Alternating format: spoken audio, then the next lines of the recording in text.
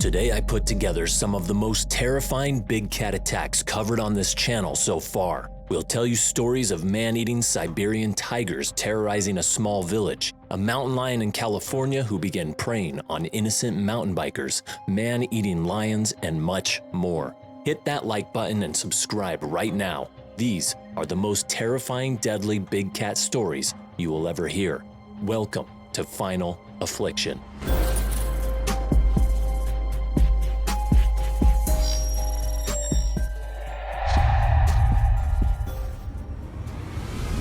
In Orange County, California, mountain lions prowl from the Santa Ana mountain range's foothills and canyons up to the summits. These enormous and agile beasts are keystone species here as they help regulate the deer populations, keeping the ecosystem balanced for all its inhabitants. Unfortunately, even though mountain lions give birth to several kittens each spring, their population isn't increasing. This is due to vehicle collisions, rodenticides, and habitat loss in the area. Additionally, the ones in the Santa Ana mountains cannot procreate with other mountain lions in other areas because they are landlocked. As terrifying as they are, mountain lions are actually highly reclusive. They would never go out of their way to make contact with humans as they are generally afraid of us. Moreover, there are no documented cases of mountain lions deliberately hunting or stalking humans. So then, how do we explain the attacks? Some experts believe mountain lions attack because people unwittingly provoke them. Those who accidentally get too close to the creature's kittens initiate a defensive response from the lion. They also react similarly if people get too close to their recent kill. After all, these creatures eat few and far between, so a recent kill might be its first meal in a long time. Nevertheless, unusual cases do happen, as is the case of Mark Reynolds and Ann Yella. January 8, 2004 was a day like any other. The desert hills of Whiting Wilderness Park had always been inviting, and Mark Reynolds was enticed as ever. Mark was a 35-year-old competitive cyclist working for a sports marketing company. He was a dedicated athlete who loved the outdoors and raced bicycles and motocross through rough terrain. Most of the time, Mark would cycle through the trails of Whiting Wilderness Park with his friends. However, today was different. He decided to go into the unpredictable desert hills alone, without a gun or pepper spray. He was experienced after all. Unfortunately, this turned out to be a grave mistake. The trail system is full of twists and turns that stretch for miles. Consequently, people who get lost here may not be found for a long time, not to mention the dangers of lurking predators in the area. As Mark rode his bike through the trail, a sinister force was brewing. Around half an hour into his ride, Mark approached a small climb and pedaled hard to reach the top. Suddenly, the chain broke and hung from the front sprocket. Looking down, he pulled at the two ends of the chain, snapping it in half. The chain had succumbed to the stress of the ride. Mark quickly parked his bike beside a bush and crouched over the broken chain, trying to devise a solution. Out of nowhere, a mountain lion appeared and tackled Mark, knocking him to the ground. Mark tried to fight against it, but the millions of years of evolution taught the beast to go for prey's vital areas. The mountain lion dug its claws into Mark's shoulders and bit him in the neck and face, suffocating him and cutting off his blood supply. Although Mark screamed in pain, nobody could hear him, he was alone, and Mark didn't stand a chance. When he finally succumbed to the injuries, the big cat dragged Mark's lifeless body into the nearby bush where it would begin to consume him. Ann Yella was heading out with her friend Debbie Nichols for a day of cycling in the desert hills of Whiting Wilderness Park. It was a typical day for the two women. At 19, Ann enlisted in the Marine Corps and was stationed in California. This was the ideal life for her since she had long been passionate about the outdoors. Ann was a hardy woman working as a hydraulics mechanic for helicopters, so it was not unusual that her favorite sport was mountain biking, a sport that required a lot of endurance and toughness. Ann and Debbie loved to ride in the park's desert trails. Their favorite spot was a narrow stretch filled with twists and turns called Cactus Hill. On January 8th, Ann and Debbie arrived at the park after work. They were supposed to do a quick 45-minute ride. However, what was supposed to be another uneventful day for them turned into a frightening encounter. Dropping into Cactus Hill, the two women rode down the trail fast, unaware of the ominous danger ahead. A few minutes into the ride, Anne, who was in the lead, came upon another rider parked along the narrow trail. She stopped and asked him if he needed any help. The man pointed to a parked bike, seemingly abandoned for a few hours. He told Anne the owner wasn't there. It was Mark's bike. Thinking nothing of it, Anne pressed on. She continued down the trail, not knowing the seemingly abandoned bike she saw was a sign of something terrible. Shortly after, Anne came upon a little rise and prepped for the trail's final descent. Suddenly, Anne saw a flash of movement in the corner of her eye. Initially, Anne thought she had startled a deer. However, her suspicions were soon dispelled when she felt the ferocious impact of 110 pounds of pure feline muscle moving at 35 miles per hour. She couldn't even finish her thought when she felt the teeth and claws grab hold of her. Anne was knocked to the ground and in the death grip of a mountain lion. She let out a blood-curdling scream as the lion's razor-sharp claws ripped into her shoulders. The animal was so strong, all Anne could do was cry out, "Jesus, help me." The mountain lion grabbed Anne by the back of the neck and tried to move around towards her throat. It dragged her 2 or 3 feet and then readjusted its grip, clamping down on the side of her face. The creature separated Anne's ear from her skull. It kept pulling and readjusting, eventually biting Anne's nose and breaking it. Like a hot knife through butter, Anne's cheek peeled away at the unimaginable strength of the lion's bite. Anne punched the lion's face over her shoulder, but it had no effect whatsoever. Eventually, Anne's screams echoed through the trail, and Debbie, who had just arrived around the corner, heard her friend's cry for help. Not knowing what awaited her, Debbie braved the startling situation and ran towards Anne. She was met with a gruesome scene. Debbie saw her friend on the ground painted in blood, and although she was filled with disturbing terror, she was equally enraged at the beast's violent attempt to take her friend's life. Debbie grabbed hold of her only weapon, her bike, and threw it with immense ferocity at the animal. Unfortunately, it had no effect on the frenzied beast. Realizing the animal was pulling Anne down into a ravine, Debbie reacted quickly and ran to her friend. She pulled Anne's leg to try and prevent her from experiencing a ghastly demise. It became a one-sided tug of war. "I'm not letting go, I'm not letting go," Debbie yelled as she pulled with all her might, digging her heels into the ground. Eventually, the mountain lion reached Anne's neck and clamped down on her throat. Knowing she was basically dying, Anne looked at her friend as if to say goodbye and blacked out, and it would have been the end of her. Fortunately, other mountain bikers appeared and saw the brutal struggle. They pelted the mountain lion with stones, hitting it in the back of the neck. It worked, and the mountain lion loosened its grip on Anne and took off into the wilderness. Anne became conscious afterward, and the first thing she saw was Debbie desperately trying to call her attention. Anne was shocked that she was still alive. However, breathing was near impossible as she choked on her own blood. The riders and Debbie carried Anne closer to the trail. Anne felt the weight of her mangled cheek hanging from her face. Within 19 minutes, paramedics arrived and placed Anne on a stretcher. She was airlifted to the hospital where she had to undergo emergency surgery. The doctors reattached the nerves and reconstructed her face. Miraculously, Anne survived the harrowing ordeal. The doctors realized if the mountain lion had bitten Anne a few centimeters off, it would have ruptured her carotid artery. "It's a good thing you were there," Anne said as Debbie entered the room in the hospital. After just 8 days, Anne was discharged and went on to live a normal life with her family. Although the slight disfiguration of her face from the attack took a toll on her psychological state, Anne was able to get by thanks to her family and friends' support. "I don't see scars, I didn't see injuries, all I see is my beautiful wife," said Anne's husband. Anne was fortunate there were people around her at the time of the attack. However, Mark wasn't so lucky. When the helicopter airlifted Anne, they noticed a body on the ground. It was Mark. The unfortunate incident prompted the California Department of Fish and Game to hunt for the rogue mountain lion. After exterminating the creature, authorities performed a necropsy on the animal. They extracted tissues of the lungs, skin, and liver from Mark's body.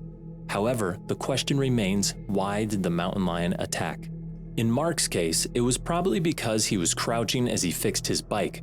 While mountain lions generally stay away from humans, they are more likely to attack small prey. To the creature, a crouching person and a small, vulnerable animal may be indistinguishable. Afterwards, the mountain lion took Mark into a different area and partially hid his body for later consumption. When Anne was riding down Cactus Hill, she unknowingly got close to Mark's corpse, prompting the beast to attack in her defense. Soon, Anne became friends with Mark's family and had been active in the Mark J. Reynolds Memorial Fund, a charity that provides bicycles to underprivileged children. Since the attack, Anne has undergone 6 more reconstructive surgeries, allowing her to return to her normal life as a trainer. Meanwhile, Mark's family sued Orange County for the incident. However, they dropped it after hearing about numerous protests from cyclists claiming they knew about the risks of entering mountain lion territory. Although they tend to be reclusive and actively avoid humans, mountain lions are still dangerous creatures.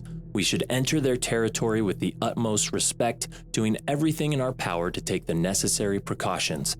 Failing to do so might just amount to your unfortunate final affliction. The tiger weighs over 500 pounds and can grow to be 3 meters or 10 feet long from nose to tail. With sharp canine teeth over 3 inches long, it can tear apart entire limbs in a single bite. The Siberian tiger is known to possess a particularly vengeful and begrudging attitude towards anyone that dares cross its path, man or beast. With a cunning mind to match, it can remember encounters for weeks and plan elaborate plots to follow and hunt its prey.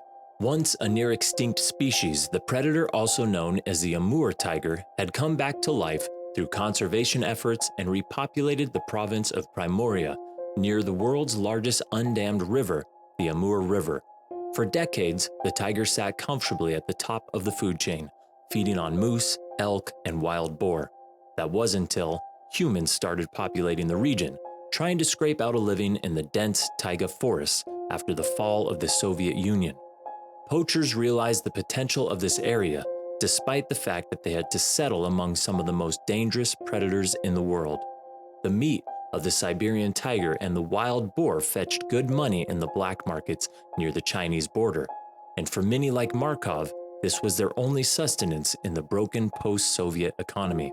On a cold winter morning in 1997, Markov loaded his supplies, kissed his wife goodbye, and set out with his friend on a 50-mile drive deep in the heart of the frozen taiga forest. The plan was to spend the night in a remote cabin and leave to hunt in the morning. As the sun dawned, he set out on foot, accompanied by his attack dogs, who could also be used to sniff out the scent of the Siberian tigers from their footprints. In below-freezing temperatures, the snow covered the solid ground by at least 10 inches as Markov limped his way through the layers of snow among the forest trees and thick brush. Markov spotted a trail of footprints that were even bigger than his hand. Prints as large as this could only belong to the great Siberian tiger. He followed the tracks for miles, hoping they would lead him to the animal they belonged to. Armed with a shotgun, Markov was confident that he was one clear shot away from a kill that could make him good money in this failing economy.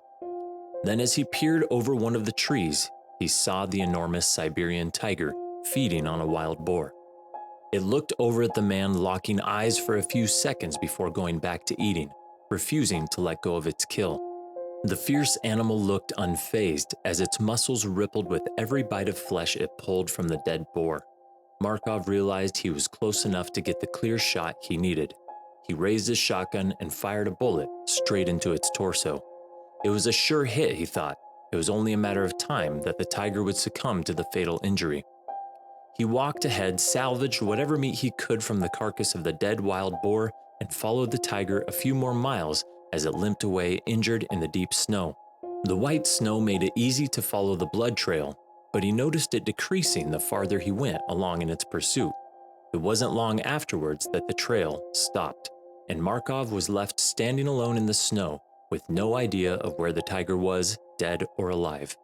He quickly realized that the tiger must not have been fatally wounded and decided to head back to his camp to return the next day. He stored one piece of the boar meat just outside of his camp and left for town to see what he could trade for the other one. But while Markov was away, the wounded tiger had followed the scent of the man to the cabin and smelled its boar hunt stored outside in the wellhead. In frustration, the tiger reclaimed his kill and destroyed the wellhead in the process. It then camped outside near the cabin, awaiting the man's return.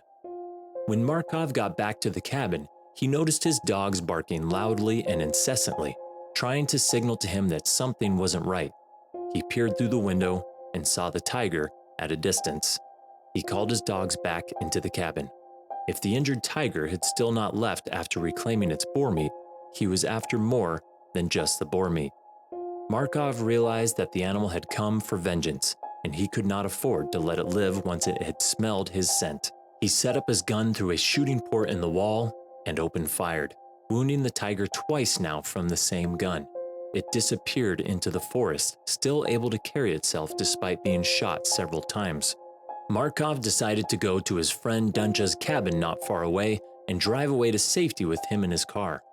His friend urged him to stay the night at his place because the car's radiator fluid had to be drained every night to keep it running, and they couldn't leave right away. Markov was now visibly frustrated and decided to make his way back to his cabin and deal with the problem the only way a poacher knows, by shooting the tiger until it's dead. Little did he know, in his absence, the tiger had torn down his cabin's front door and had made its way inside, chewing and clawing at anything that had Markov's scent on it. It shred to pieces clothing, mattresses, and tools that he had used, and then found a well-hidden spot outside the trail to lie in wait for Markov's return. It was dark, and Markov was just making his way to the entrance of the cabin when he was ambushed by the tiger. Caught unarmed, he soon found himself at the mercy of the vengeful Siberian tiger, and after their last two encounters, there wasn't much mercy left. Several hours later, investigators discovered a chilling scene outside of the camp, one that captured the grueling nature of the attack and the terrified helplessness of Markov in his final moments before being devoured.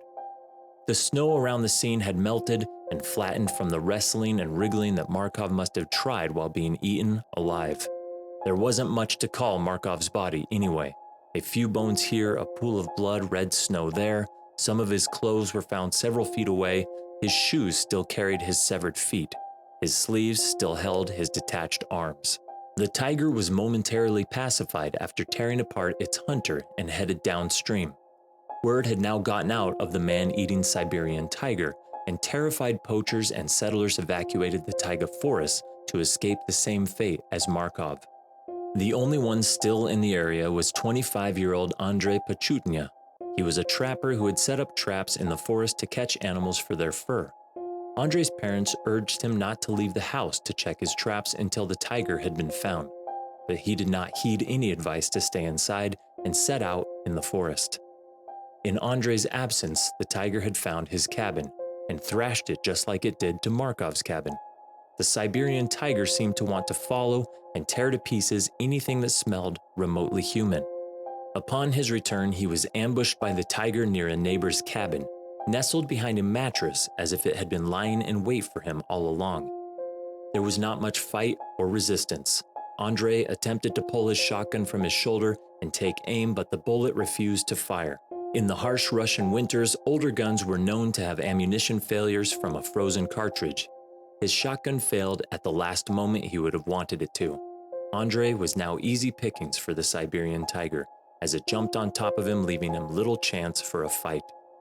Young Andrei's father called for a search and rescue mission to find his son, and they did. But all that was now left of Andrei was a few bloodied clothes and a chard of the cross. The tiger had been feeding on him for over 3 days when the search team discovered him, and there was little of Andrew they could salvage from the site to return to his father. At the time, Project Tiger was a Western-funded animal conservation group operating in the taiga forest, trying to stop illegal hunters and poachers from driving the Siberian tiger to the brink of extinction. The head tracker for the mission, Yuri Trush, found himself in an ironic predicament. As a tiger conservationist and a researcher himself, he was tasked by the authorities to find the injured tiger and kill it on the spot. He was accompanied by officers Shibnev and Pionka, and the trio soon discovered the tracks of a limping tiger. They had been walking on 3 legs, carrying one in the air, likely wounded. The tracks led them to a remote area near the cabin of a man named Shlemenko. The party now knew the tiger was nearby. They listened closely to every ruffle in the trees and then saw the slightest movement in their field of vision. As they went close to the cabin entrance, the giant Siberian tiger leapt at Officer Trush from behind with a deafening loud roar. All three men frantically tried to aim their guns at the tiger, but it was too late for the head tracker, as he quickly found himself beneath the angry behemoth tiger, clawing and gnawing at his vulnerable body. In the heat of the moment, the trio had fired dozens of bullets, and 11 of those hit the tiger, which after a few seconds finally collapsed and died. Gathering his senses, Officer Trush tried to figure out where his rifle had gone, only to later realize it had partially gone down the tiger's throat as it jumped at him. The Siberian tiger was loaded onto a truck and taken to the village to confirm that it was indeed the correct tiger. The tiger, after killing, maiming, and terrorizing settlers for far too long, had now finally been killed. The animal was later skinned and put up for display in the region's administrative headquarters as a stark reminder of the horror brought by the man-eating tiger, and a lesson for what happens when man and beast cross each other's paths, and in this situation, leading to two people's terrifying final affliction. Cindy Parolin was a crisis counselor at Princeton Hospital, British Columbia. She was also a mother of 4. As an adventurous 36-year-old, Cindy was often taking her children, ages 13, 11, 10, and 6, on adventures in the great outdoors. Princeton is a mining and ranching town, 120 miles east of Vancouver. There is plenty of wilderness to explore and hunt in, and on this occasion, on August 19, 1996, the family were off camping. Cindy and 3 of her children were riding their horses into Similkameen backcountry in the shadow of the Cascade Mountains. This rough and rugged terrain is home to eagles, deer, and of course, the mountain lion. Rocky ridges and wooded mountainsides provided a stunning backdrop to open grasslands and the crystal clear waters of the Similkameen River. The family headed along one of the many horse trails. Their destination was an isolated campsite where they were to meet Cindy's other son and husband. The children were excited. They were seasoned riders and had ridden many times before, but always loved the thrill of a new adventure. During hunting season, Cindy would carry a rifle with her, strapping it to her saddle. This time, however, with hunting season still weeks away, Cindy had left her rifle at home. The sun was rising high in the sky. The young family chatted to each other as their horses plodded along the off-road tracks. The air was warm and the scenery was beautiful. They came upon a slight curve in the track. The horses hesitated. Cindy gave her horse a gentle nudge to carry on, but it refused. Stroking the horse's velvet-soft neck, Cindy looked back at the others. They too stood still. Flicking their heads up and down and dancing a little on the spot, the horses were anxious. Someone or something had spooked them. Cindy looked around. There was nothing there. A gentle breeze filled the air. The horses snorted and shifted uneasily on their feet. Then suddenly, from the nearby bushes, something darted at them. Cindy heard a crashing through the undergrowth and turned to see a mountain lion launch itself at her youngest boy. It narrowly missed 6-year-old Stephen and instead grabbed onto the horse's neck. The mountain lion fell to the floor, scrambled about, and proceeded to attack once more. It leapt at Stephen, clawing at his legs. His shoes and socks were torn off. The horse reared up in fright, knocking Stephen to the floor. In a wild panic, Stephen's horse bolted, and the mountain lion jumped on top of the dazed 6-year-old. All Cindy and the others could see was Stephen's legs kicking and thrashing about underneath the animal. Cindy screamed at the lion. She jumped off her horse and snapped a branch from a nearby tree. Wielding the branch in her hand, she raised it above her head and brought it crashing down on the cat's back. Again and again, she continually whacked the huge cat as it mauled her young son. The mountain lion quickly wheeled around, facing Cindy. It released its grip on the boy, and in seconds, it had pounced on top of Cindy, knocking her to the ground. She yelled at the other 2 children to rescue Stephen. They leapt down from their horses and grabbed their little brother. Their horses spooked and tore off into the wilderness. Cindy tried desperately to kick and punch the mountain lion as it pinned her down. Frantically, she tried again and again to disarm the beast, but it slashed her over and over with its sharp claws. It bit her on her face and chest with its 2-inch long canines. The attack was rapid and vicious. With the sound of their mother's desperate fight behind them, David and Melissa half dragged and half carried Stephen back down the track. He was bleeding profusely. His scalp was torn and his face bloodied. He was screaming and crying in agony as they hurriedly made their way over the rough and unforgiving terrain. Without looking back, the trio eventually made it back to the car over 1.5 miles away. The sound of their mother's cries had died down as they neared the car park. 11-year-old Melissa stayed with Stephen by the car while 13-year-old David ran to a nearby campsite. He screamed for help, and one of the campers, Jim Mannion, came running. He and David leapt into his pickup truck and sped up the track. It had been an hour since the attack, and David didn't know what he would find. It was an agonizing wait as the truck bumped and crashed its way towards Cindy. They made it to the spot, and Jim screeched to a halt. Jumping out of the vehicle, they looked around. Then they heard it. Muffled groans and cries. In the bushes, only feet from the attack site, Cindy was still putting up a fight. The 60-pound mountain lion had tried to drag her away. It was still on top of her, unable to subdue the determined mother. Jim raised his gun, but with all the commotion, he was afraid of hitting Cindy. He fired a shot into the ground, and then he threw stones and rocks at the animal until it turned its attention to him. Its muzzle red and wet, its jaws open, the mountain lion locked its eyes on Jim. Slowly, it edged closer. David took a step backwards. Then as the mountain lion sprang forwards, Jim fired his gun, and the mountain lion yelped and fled into the undergrowth. Jim and David rushed over to Cindy. Miraculously, she was still alive, but she knew her time was up. After an incredible fight for over an hour, she had only one question, and that was whether her children were safe. Upon hearing that they were fine and recovering, she sighed in relief and closed her eyes. Jim picked her up and rushed her to the hospital, but she was pronounced dead on arrival.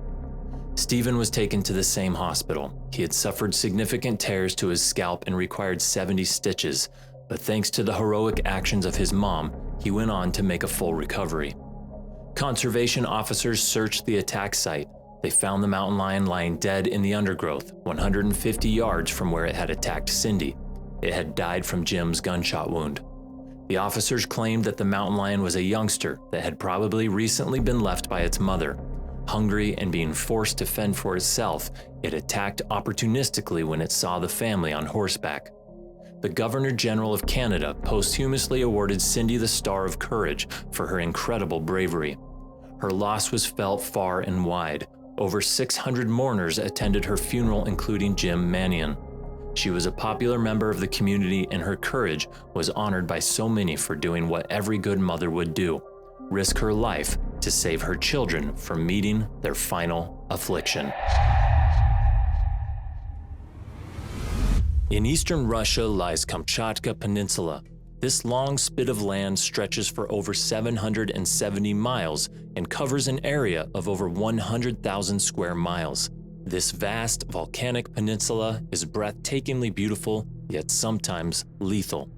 The winters in Kamchatka are long and severe, with prolonged cold and snowy weather. Temperatures can reach as low as -30 degrees Celsius or -20 Fahrenheit. Yet the weather isn't the only lethal thing around. Back in the 1920s, the people of Kamchatka weren't only battling the elements, there was another killer on the loose, a man-eater. A Siberian tiger, weighing up to 800 pounds, was prowling the villages on the peninsula, picking off individuals one by one. The death toll began to mount up. The first victim of the tiger was a young man from the village of Kluchi. He was out chopping wood one afternoon in the forests on the fringes of the frozen tundra. The sound from the falling trees had caught the attention of the tiger some 2 miles away. With each blow of the axe, the tiger inched closer. Its carefully placed paws made deep footprints in the snow. Its white underbelly lightly brushed the glistening ground. Stealthily, the tiger crept through the woodland until it could see the woodsman. A clear line of sight. The tiger locked its eyes onto its target, and with that, the young man's fate had already been sealed. A few more strokes of the axe and the tiger rushed at him. The young man caught a glimpse of something orange and black out of the corner of his eye. He turned just in time to see a huge tiger launch itself right at him. It knocked him to the ground, knocking the air from his lungs.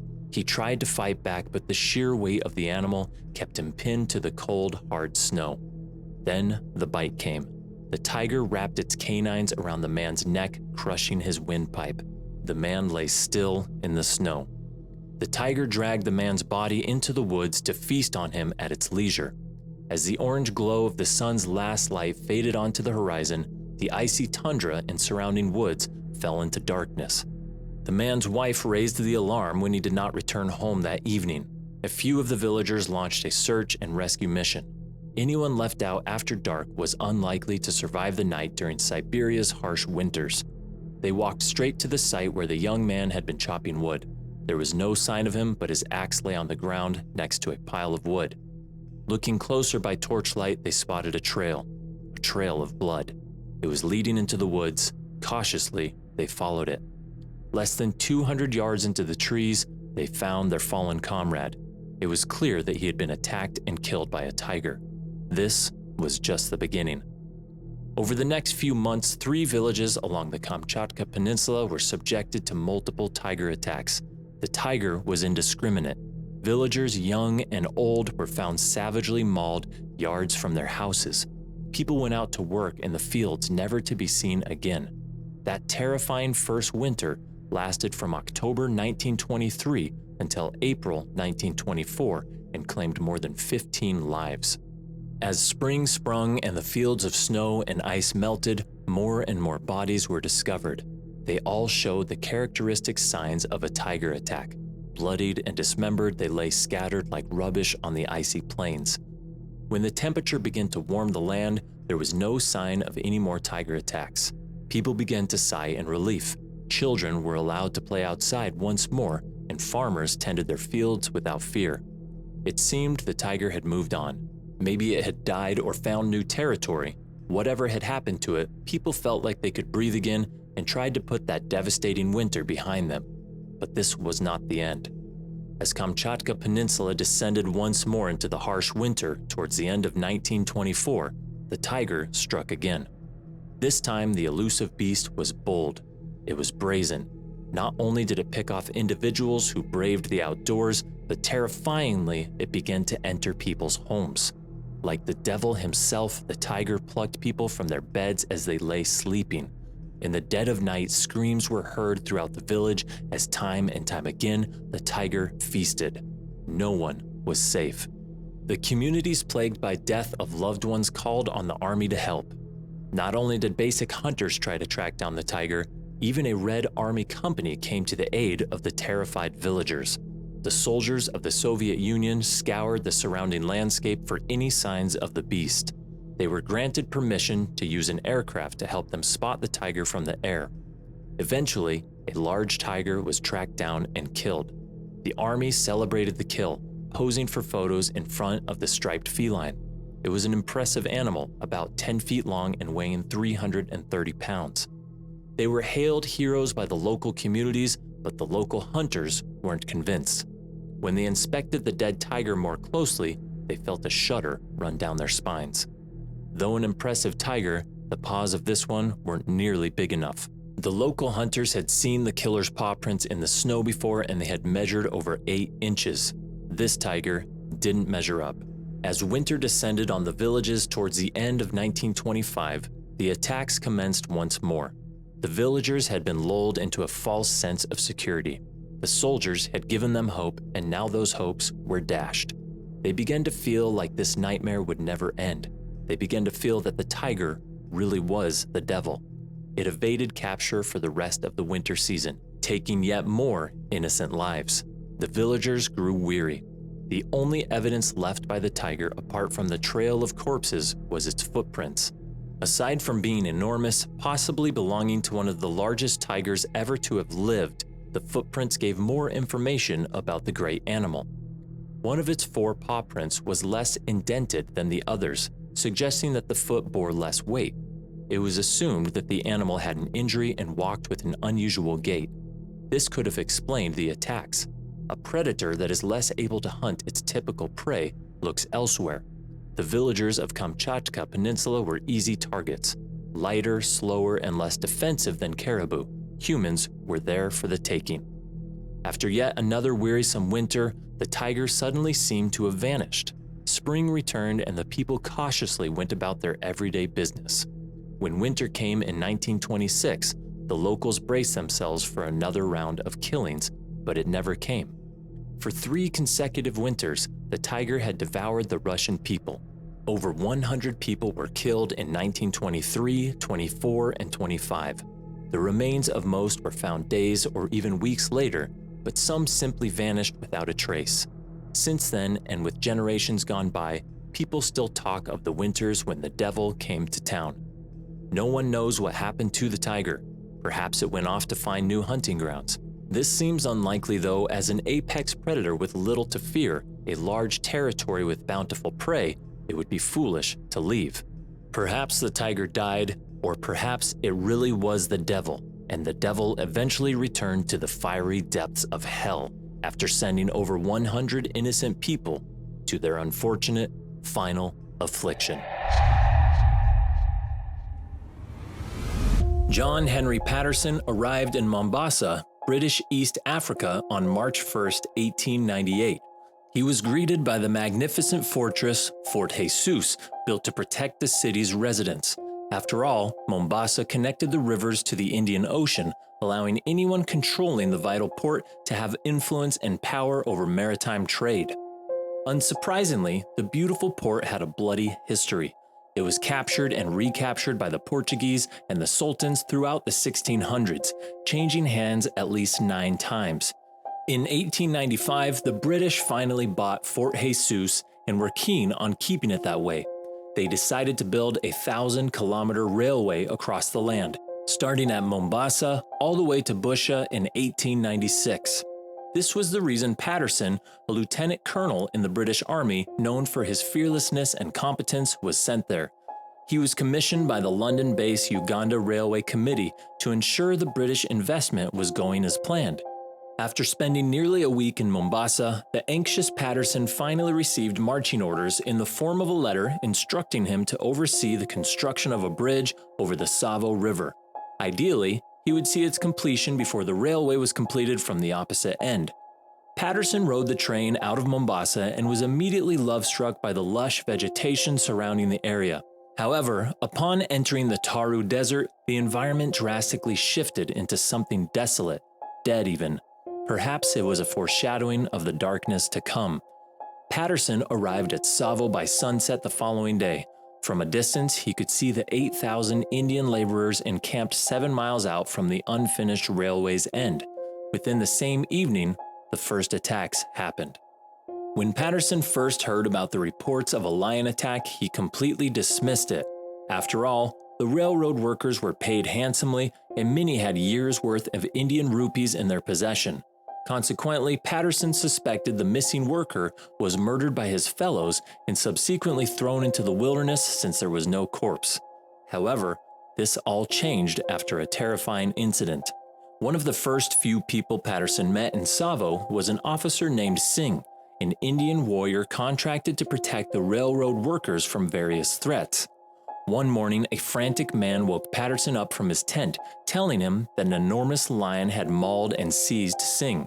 Immediately, Patterson grabbed his rifle and ran to where this supposedly happened. Although the lion was not there any longer, all of Patterson's suspicions were instantly dispelled. The lion's paw prints lay visible in the sand, and Patterson noted that they were still fresh.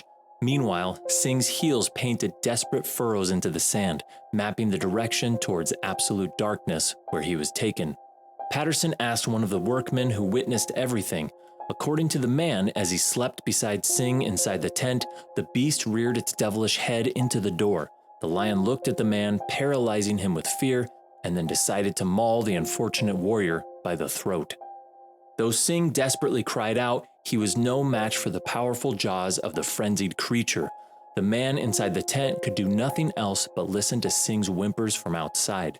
Patterson decided to track the creature, and he was met with a gruesome spectacle not long after. The blood-soaked ground revealed Singh's body, or more precisely, what was left of it. Pieces of flesh lay on the ground along with the larger bones the lion couldn't have eaten. Singh's head had holes punctured by the lion's vicious teeth. His eyes were wide open the entire time. Upon closer inspection, Patterson realized there must have been 2 lions since the tear marks on the body indicated a tug-of-war. Patterson collected the remains and buried them underneath some stones. However, he took the head back to camp for identification for the medical officer. Afterward, Patterson traced the lions further along the river. However, the tracks eventually disappeared when the soft sand met hard, rocky ground. Gazing in the distance, Patterson vowed to eliminate the beasts. Patterson's first attempt at hunting the lions happened that same evening. He sat in a tree close to Singh's tent, hoping the lions somehow acquired a taste for humans and decided to return for more victims. Some terrified workers followed and pleaded to sit with him. However, the rest remained in their closed tents. Shortly after, a series of sinister roars alarmed Patterson. The lions were back on the hunt. Being an experienced tiger hunter, Patterson knew it was a waiting game. He sat for 2 hours in total silence, hoping to finally bag the beasts. However, screams from another camp half a mile away filled the evening air. The lions had seized another victim. A poor bloke was dragged from his tent and mauled to death. Soon, Patterson attempted again to thwart the attacks by positioning himself up a tree near the latest victim's tent. However, screams from another area filled him with bitter disappointment. The sneaky devils had eluded Patterson once again and took another worker somewhere else. This turned into a game of cat and mouse where the lions were always one step ahead of Patterson. He attempted to find them during the day, but stalking 2 lions in the thick jungle of Tsavo was a fool's game, as the beasts had every advantage over the hunter. However, Patterson did not give up. He crawled, stalked, and carefully searched for the 2 beasts in the hopes of coming upon their lair. Unfortunately, it was to no avail. The lions continued seizing workers from their tents. As soon as Patterson successfully traced them towards the river, the footprints would always disappear when the sand met the rocky ground. It was as if the lions knew they would lose Patterson at that exact spot. Eventually, the lions grew bolder and more determined, attacking and seizing workers behind thick fences or even around campfires. The beasts timed their attacks so well that the workers began to believe they weren't beasts at all, but the devil himself. The lions were afraid of nothing. At one point, while Patterson was sleeping, he was awoken by movement outside of his tent. He shouted, "Who's there?" But nobody answered, so he went back to sleep. To his dread, he found footprints around the tent in the morning. Recognizing his luck, Patterson moved to a sturdier hut made from palm leaves and boughs. He surrounded the area with thorn fences positioned at a substantial height. Consequently, the worker tents were also covered by thorn fences. However, the lions still found a way to jump over or break through the barrier and seize another worker at night. The killings became so regular, men were taken from their tents every few nights. In one instance, the lions were prowling again in the dark. Some terrified workers pleaded with Patterson to let them into his quarters. He willingly did, only to realize the workers left a man alone in their tent. Patterson decided to take a few men and return to fetch the poor bloke. However, upon their arrival, they discovered the man had already died from shock after being left alone at the lions' mercy. Eventually, as the attacks mounted, the workers began fleeing from Tsavo, and the construction of the bridge was halted entirely. Consequently, colonial officials began to intervene. However, they too experienced the might of these devilish creatures. Patterson attempted to eliminate the lions many times, even preparing a trap that would use the workers as bait. However, the lions escaped unscathed for some unknown reason, leading some workers to believe the creatures were indeed devils. However, Patterson's luck soon changed.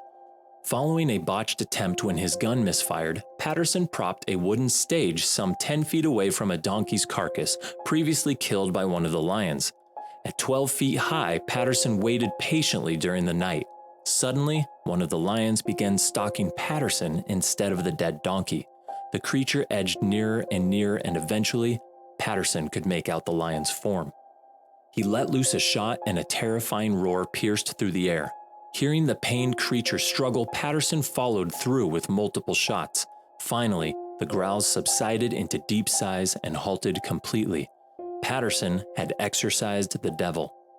A few weeks later, he used the same method, and although the second lion was harder to kill, Patterson managed to bring the beast down. It took him 6 shots to finish the job. The Tsavo man-eaters were no more. The construction crew returned to the site and finished the bridge on February 1899. Although the exact number of people eaten by the lions remains unknown, Patterson recounts the figure to be around 135. Patterson turned the infamous creatures into flat-skin rug mounts for 20 years before selling them to the owner of Field Museum. To this day, the lions can be observed in the Field Museum of Natural History in Chicago, Illinois. Although once believed to be the devils in animal form, the maneless lions will forever be remembered as vicious beasts living in the dark pages of Uganda Railway's history. And although we're the most intelligent creatures on Earth, we must remember that once we leave our protective bubble, we're still at the mercy of nature, always under the watchful eye of the apex predators that lurk within them, waiting for their moment to pounce and bring you to your final affliction. The morning of June 12, 2022, was the start of a harrowing 48 hours in India, as gut-wrenching news of 3 children being attacked and killed by wild cats, one after another, made headlines across the country. The terrifying news cycle held the nation in the grip of fear, and authorities sprang into action in order to find and stop the predators before they claimed more innocent lives.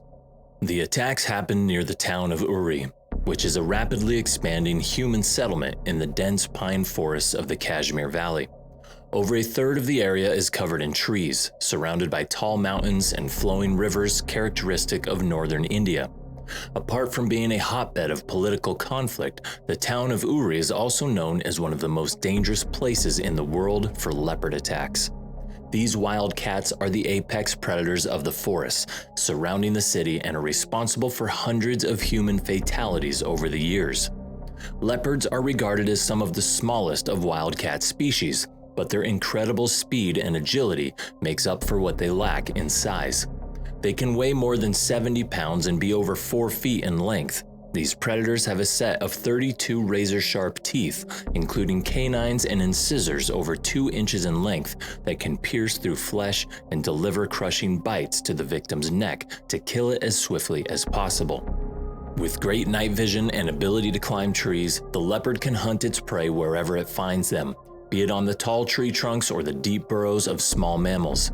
The series of attacks started with a 13-year-old boy, Munir Ahmed, who had gone to a nearby playground for a cricket match with his friends in the Baramulla district of northern India. It was only 3 kilometers from his house, and Munir promised his father he would be back before evening. At around 5 p.m., he headed back home among the tall pine trees that populated the dense forest. He had gone through the area several times before, but rarely walked the forests alone. Little did the young boy know that he was being followed from among the woods by a hungry leopard that had descended from the peaks in the distance and come too close for comfort. Munir heard a rustle on the dry leaves that littered the forest floors behind him and felt an eerie sensation that he was being followed.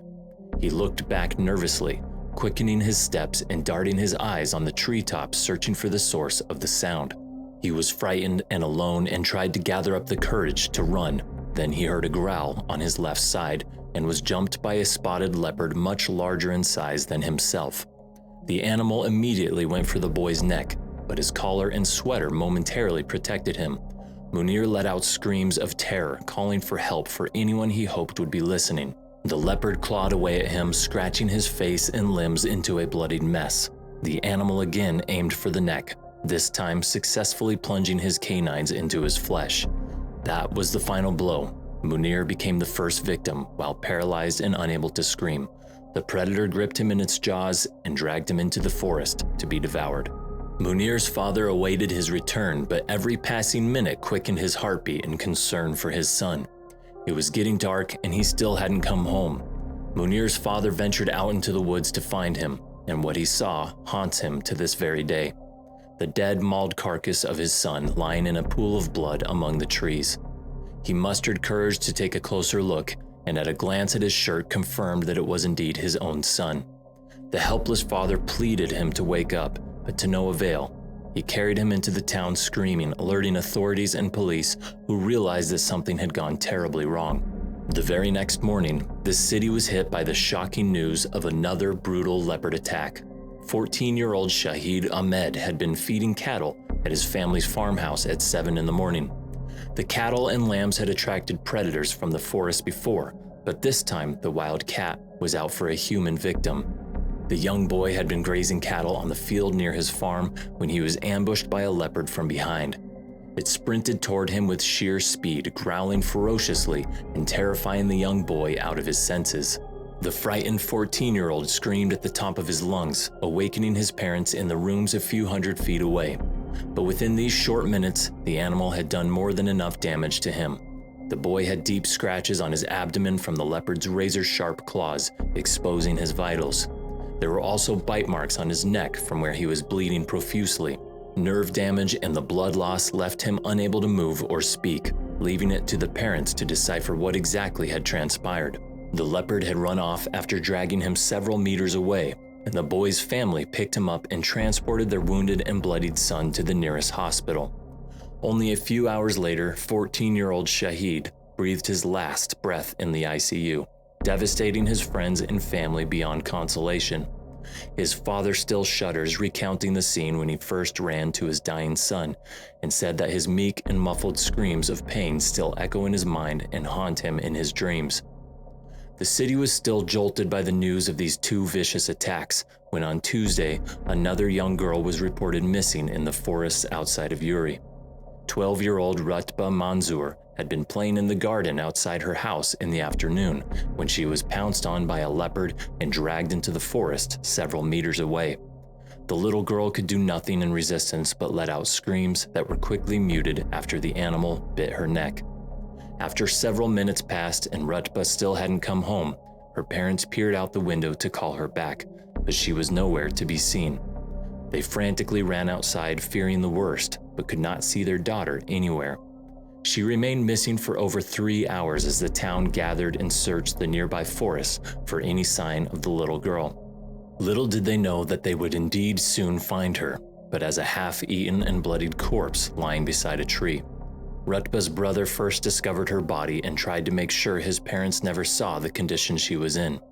The little girl was disemboweled with eyes wide open and a look of terror on her blood-sodden face. But the parents weren't far behind in the search party and soon discovered their daughter's dead body. The sight broke them down completely as they let out helpless cries for their beloved child. They picked up her remains and carried her back to town in intense grief. The 3 attacks within a span of just 2 days sent shockwaves around the world. The brutal nature of the deaths was compounded by the fact that the victims were children. The state government was heavily criticized for not taking action before or even after the news of the attacks had spread. Parents of the 3rd victim, Rutba, staged a massive protest with their townsfolk on the Srinagar highway connecting the city of Yuri to the rest of the state. For over 3 weeks, the state government sent handlers, researchers, and shooters into the forest to try and locate the predator. It was gauged from the attacks that there was one man-eating leopard on a killing spree in the city, and it had to be identified and tranquilized. It was several days later in July that the animal was finally located and shot on the spot in the jungle after several failed attempts at tranquilizing it. The Indian government was called on to stop the rapid and unplanned expansion of the towns farther into uncharted forests, increasing the likelihood of a deadly encounter. All residents in the area were ordered to lock up in the safety of their homes before the area could be declared safe. But for the grieving parents of the 3 children, nothing could bring back the light of their lives extinguished mercilessly by a vicious jungle predator in just a matter of a few hours, one after the other succumbing to their unfortunate final affliction.